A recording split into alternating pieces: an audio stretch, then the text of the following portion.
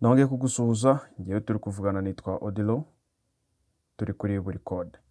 Uyu munsi ngiye kukwereka uburyo ki wakoresha Python muri mashini yawe bitagusabye internet.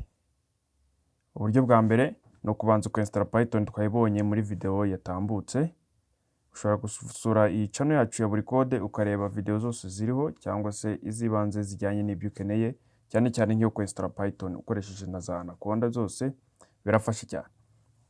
Uburyo bwa mbere ni ukuza hano kuri start menu, warangiza ukandikamo ijambo Python, ariko ubwo bisaba ko winstaye Python. Warangiza ugakanda kuri iyi link ya mbere cyangwa iyi app ya mbere iza. Harahita hafunguka iyi editor imeze gutya. Nurangiza ushaka wakanda control ugakanda no kuri plus, warangiza ukabizuminga. Ndamutse mbishaka ibi nabisiba, izi ngibi biri kumbwira version ya Python mfitemo. Kubisiba nandika command bita clear, narangiza nkakanda kuri enter bikaba birasibana. Ndamutse ngerageje kugira akantu ndaninga muri Python, uri kubona ko itima igisubizo. Ubu ni uburyo bwa mbere. Uburyo bwa kabiri ni uko ushobora kuza hano, waba ufite Microsoft Visual Studio Code, warangiza ugasearchinga VS Code, tukayifungura igafunguka gutya. Icyo ukora iyo wamaze kwinstara Python yawe, wahita uza hano ukaza hano handitse extension, warangiza ugakandaho, ukaza hano ugasearchinga ijambo Python. Hahita haza izi logo zose uri kubona hano, ukinstara iyibanze ni iyi ngiyi yanditse ijambo Python language support.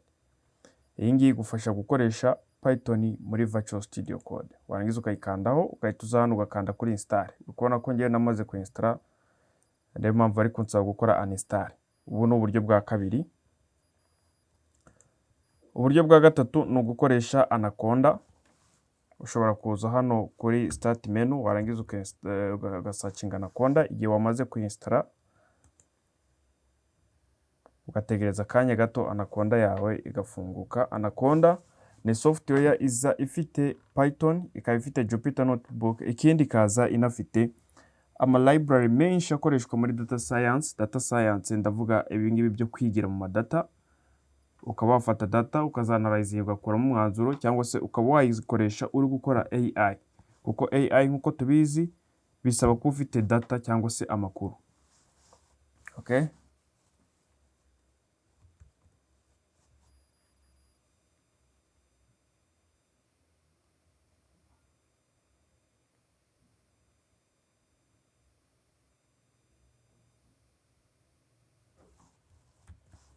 Anaconda yacu navigator ni uko ifunguka imeze.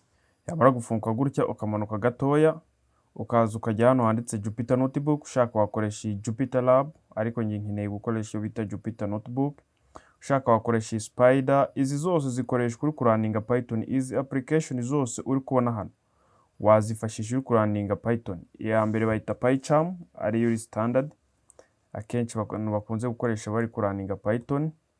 Itame ibyo ushaka, ukoresha iyi bita Graviz. Izi nazo zose zirafasha. PyCharm Community, Rust Studio byose birafasha. Hari igihe igiye guhitamo Jupyter Notebook, ninkanda hano kuri launch, ubwayo birahita byifungura web browser yanjye iri default. Ndavuga za Chrome, ndavuga za Opera Mini, ndavuga za niho turaningira iki gihe Python yacu tuyiraningira muri browser.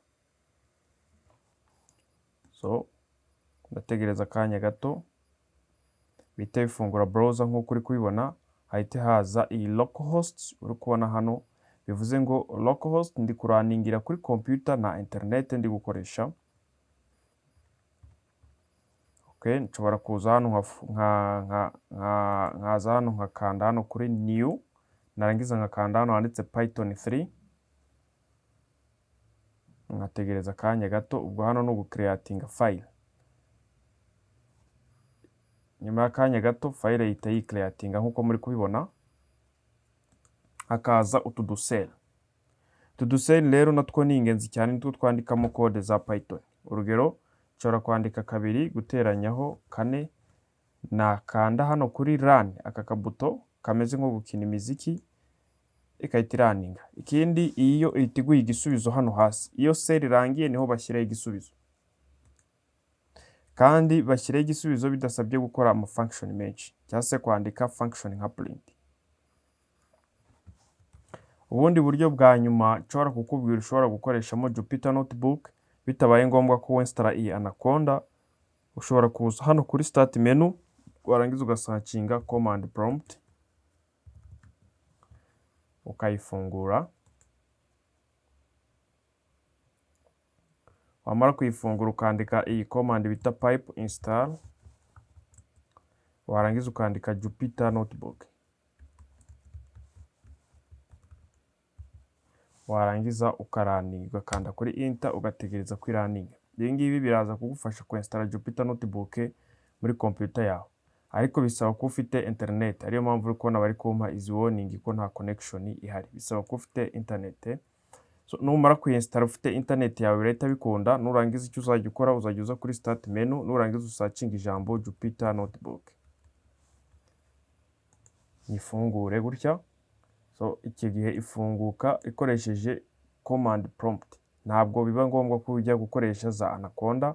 So Jupyter Notebook yanjye ifungutse ifungukira muri web browser iri current cyangwa se iri default, imwe ba warasetinze ko izajya ikora buri gihe.